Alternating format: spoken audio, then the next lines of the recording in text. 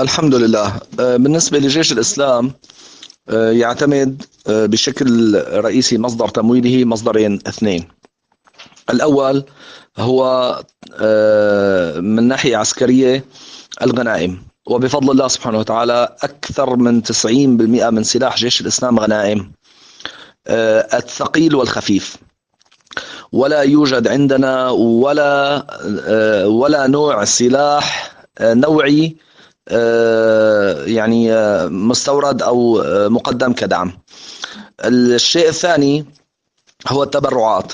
الحقيقة الأفاضل من طلبة العلم والمشايخ في السعودية كان لهم قصب السبق في مسألة تمويل جيش الإسلام. يعني الأفاضل من المشايخ، ولا أريد أن أسمي لأنه هذا يعني ليس من الحكمة ولا من الناحية يعني حفاظ، لا أريد أن أسمي.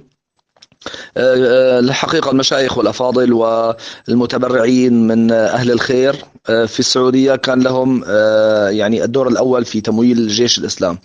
أما التبرع الحكومي السعودي فلا يوجد تبرع حكومي سعودي حتى الآن، إلا أن الحكومة السعودية تعطي المجالس العسكرية. سابقا أعطت الأركان، هيئة الأركان وما إلى ذلك، ونحن أخذنا شيئا بسيطا جدا من المجالس العسكرية. يعني لا يكاد يساوي 1% مما أخذته التشكيلات الأخرى كحركة أحرار الشام أو جبهة النصرة أو ما أشبه ذلك من التشكيلات. فلذلك نحن الحقيقة لا يوجد لدينا تمويل سعودي حكومي. وعلى فكرة نحن نرحب بالتمويل السعودي الحكومي، يعني إذا حصل لسنا مثل الغلاة، نحن لا نكفر الحكومة السعودية، وبنفس الوقت نحن نرحب بالدعم الحكومي السعودي إذا حصل هذا الدعم، وليس فقط من السعودية، من أي دولة مسلمة أخرى.